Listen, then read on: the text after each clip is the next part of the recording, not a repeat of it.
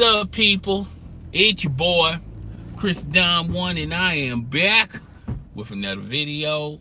Dude did not see me. He just walked straight on out. Okie dokie, buddy. Okie dokie, Smokey.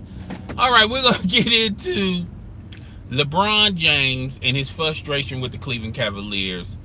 They got blew out right out the door by the Toronto Raptors. And the Toronto Raptors didn't even have two of their best players. All right. During the game, you can clearly see LeBron James is frustrated. Was even yelling at coaches, even pointing fingers at his teammates. And this is a prime example, and I've been religious in saying this throughout all of my videos. Basketball is about chemistry. All right, it's not always necessarily having the best players or having the best coach.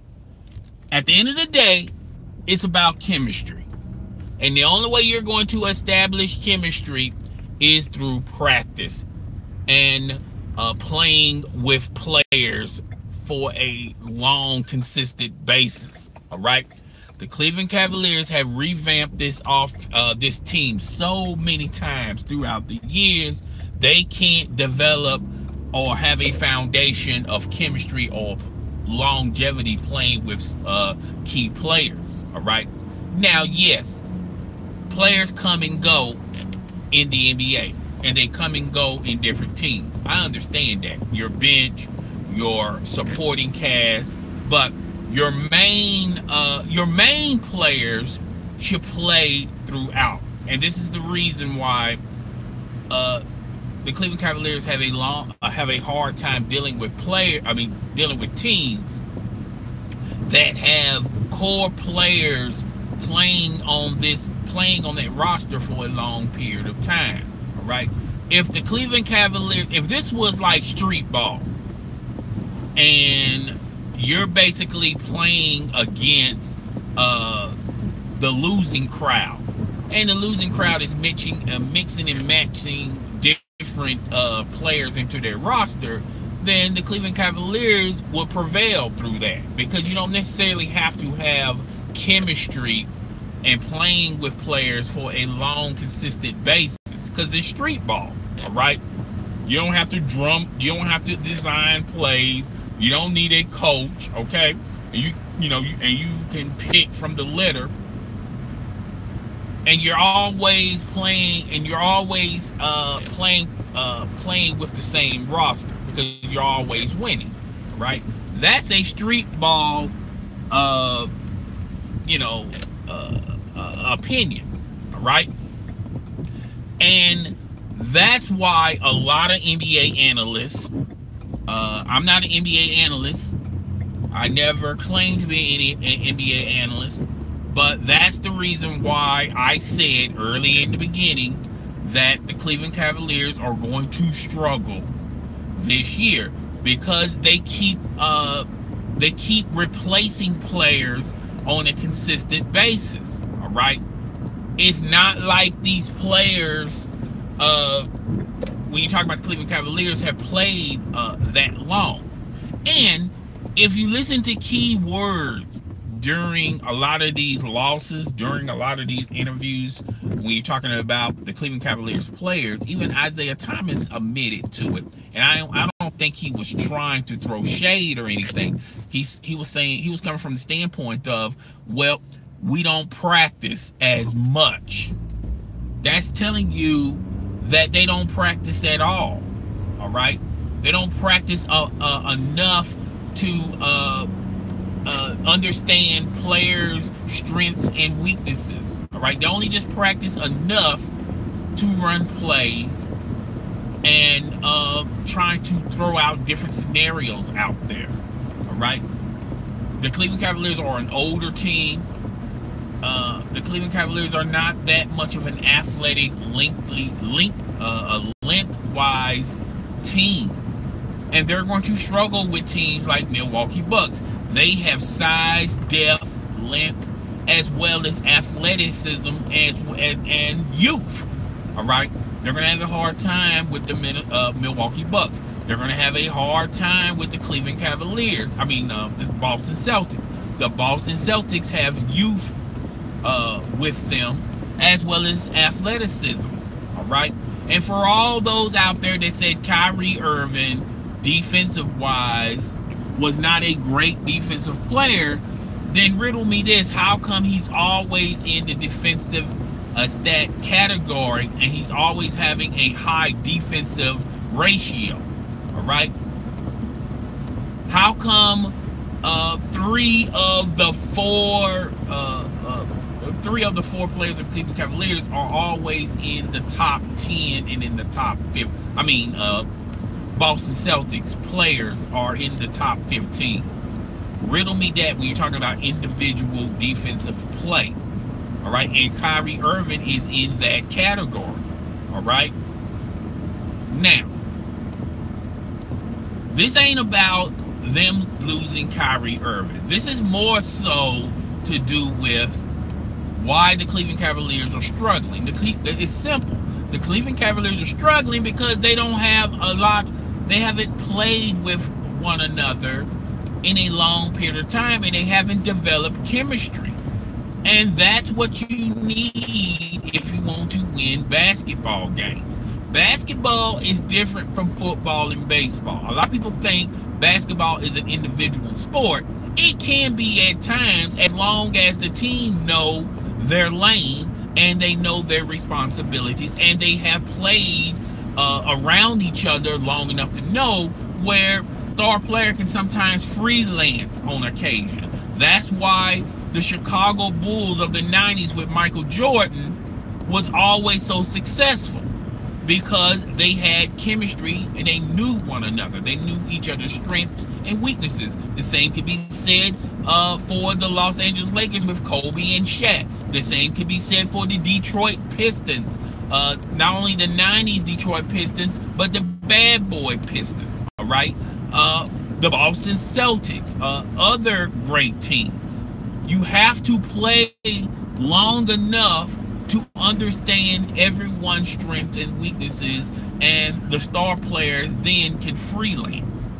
LeBron James wants to freelance, but he doesn't understand his team's strengths and weaknesses. One of the biggest weaknesses of the Cleveland Cavaliers is J.R. Smith. J.R. Smith is not a great defender, and he's streaky on the offensive end, which means, translation, he's a liability. All right? Isaiah Thomas was imported on this roster a couple of weeks ago. Clearly, we can tell that he's still injured from the hip injury. Athletic-wise, he has to not depend on his athleticism so much. He's more as he utilizes himself as a perimeter player, and that's not Isaiah Thomas' strong suit. Okay? When you look at Kevin Love, that was a great decision moving him at the 5, because clearly you can tell that Kevin Love had a hard time. The struggle was real when he had to defend 3s and 4s. Maybe defending a 5 can be an advantage for Kevin Love. He can move around the court. He can sit back and stroke those 3s, because that center is not going to pivot and move out to defend him on the perimeter. He's going to stay in. Okay, that's creating an opportunity for him to shoot 3s. All right, so that was good, but his weaknesses is he can't defend the 3 and he can't defend the 4.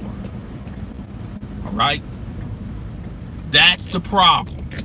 And when you have an individual like that, he's probably going to do a little bit more harm than good. He's got to be on his A game for him to be very successful, particularly in the Cleveland Cavaliers offense. All right, now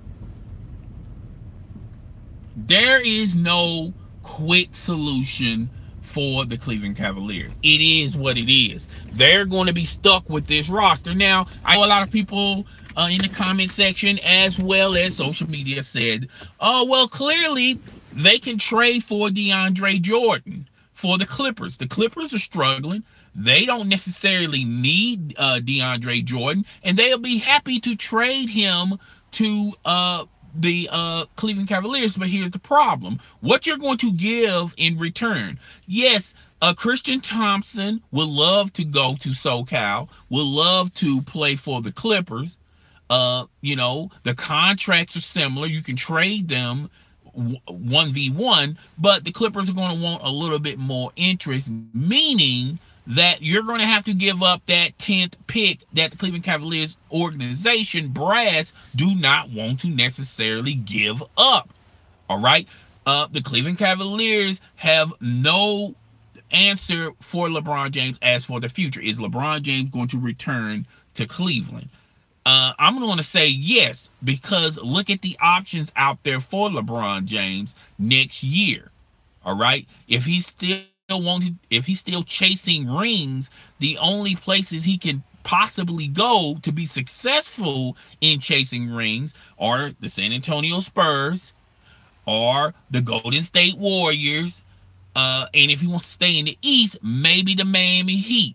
All right, because they will have flexibility cap-wise, and they have players that cater to LeBron James' need. But here's the problem with those destinations. He's going to have to digress his authority on the organization. He is not going to be he's not going to have the same power like he has with the Cleveland Cavaliers. He doesn't, when it comes to players, player development, trading players, he'll just be a player for those teams, because those teams are proven organizations that have multiple championships. All right. That's the reason why he left Miami, because Pat Riley and the rest of the Miami Heat organization told LeBron James from the get-go they're going to be running the organization. All right. And that rubbed LeBron James the wrong way. And when Miami Heat Pat Riley tried to re-sign LeBron James back, LeBron James wasn't having that. Clearly, LeBron James wants control. He also wants rings. And when you have those two things floating around in your brain, chances are you're going to have to suffer. You have to figure out what you want. You have to pick and choose. Do you want rings or do you want control? If you want control, the Cleveland Cavaliers is where you're going to go for the rest of your remaining of your career. If you want rings, those organizations that I just named will give you those opportunities, but you're going to have to give up a lot of your control, all right, and a lot of your will and your say-so. You're not going to be the important cog that's going to make moves for those organizations, all right? So, what can Cleveland do right now? How can this team be better? Trades are not the solution. Okay, you tried that. You did what you could do with the trades you had for last year. All right. So you're going whatever you have. This is what you have. LeBron James has to realize this is the deck you got. You can't shuffle the deck. You're going to have to play with the cards that you have. So that means Dwayne Wade should be starting.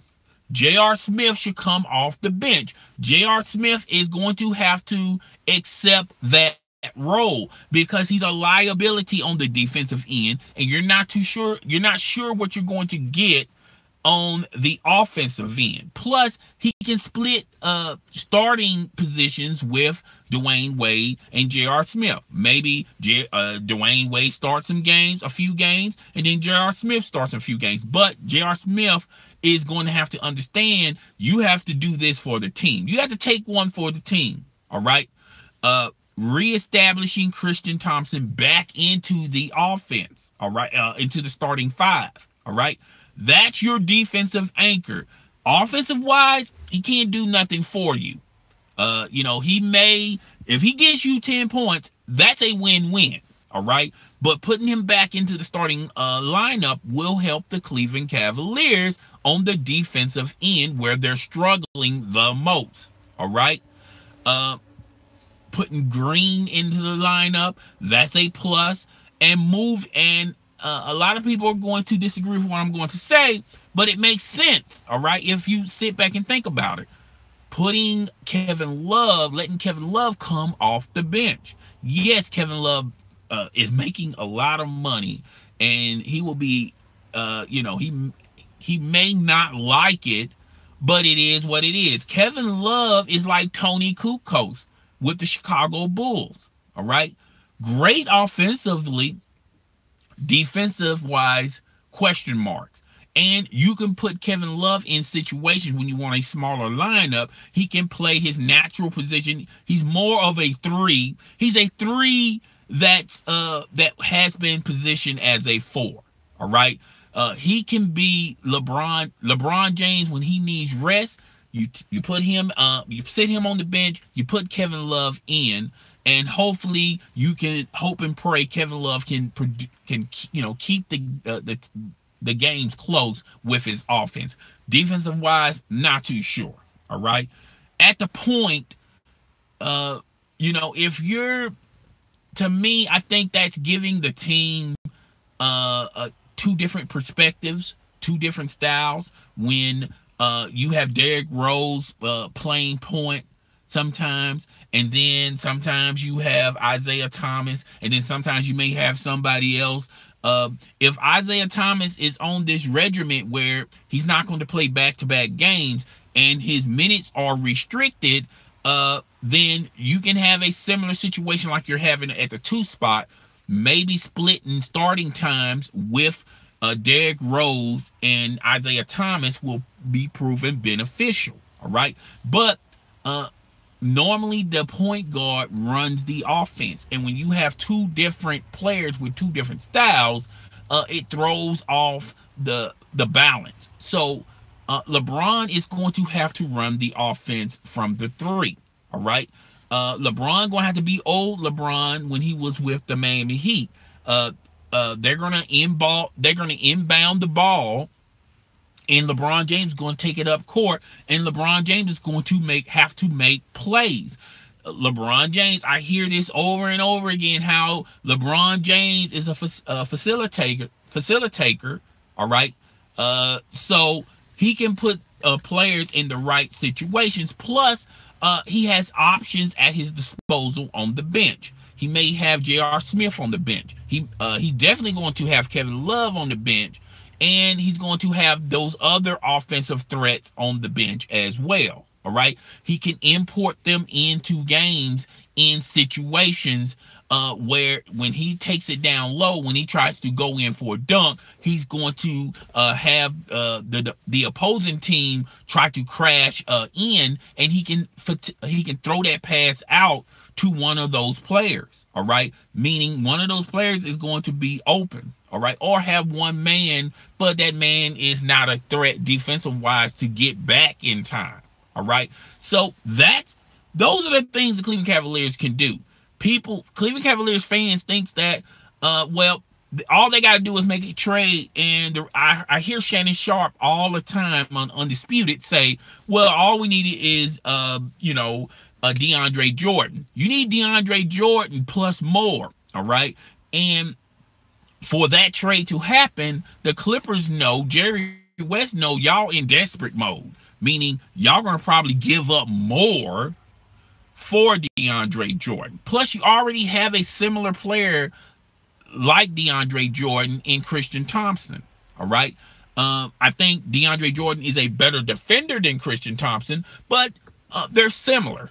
All right. So why would you want to trade and give up your 10th pick for DeAndre Jordan? You're not going to get perimeter offense from DeAndre Jordan. As alley-oops and dunks, you'll get that. All right. Block shots, you're definitely going to get a better block shot ratio than Christian Thompson, as well as rebound. And a lot of teams are going to be hesitant of, taking the ball down low with DeAndre Jordan in the middle. I get all of that, but you got a similar player like that already in Christian Thompson. So why would you want to give up so much for DeAndre Jordan? Makes no sense, but that's not going to be the quick fix either. And last but not least, the Cleveland Cavaliers, they have to realize they're not the Golden State Warriors. Play your game. All right. Slow the game down. I've been saying this for the past couple of years. the Cleveland Cavaliers have to slow the game down. I don't understand why the Cleveland Cavaliers think that they need to have an up-tempo offense. They do not have the athletic players to do that. They don't have young players to do that. They don't have a deep enough bench to do that.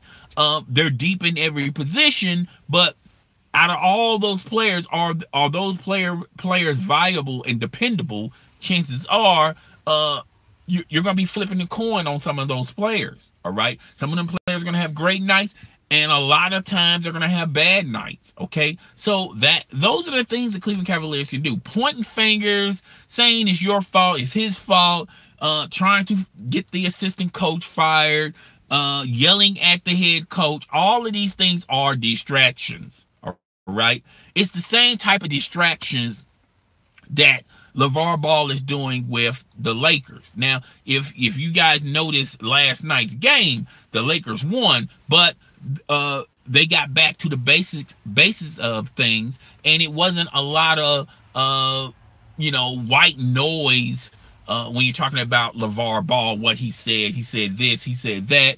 I think, which by the way, let me say this. I think LeVar Ball is a great businessman. I think LeVar Ball is a great dad, okay? But all of that aside, I always give him credit for those things. But you also have to give him credit for the things that he's not, he's being negative on, which is, going to media. Every time a media sticks a mic in his mouth, close to his mouth, he starts rambling about Luke Walton. Luke Walton doesn't have the pulse of the team. The team is quitting on Luke Walton. That's nowhere further from the truth. Luke Walton is doing a decent job with the Los Angeles Lakers. He's tinkering with the starting lineup, and I think last night's game he can build upon that. Ingram, he stepped up on the offensive end. LeVar Ball,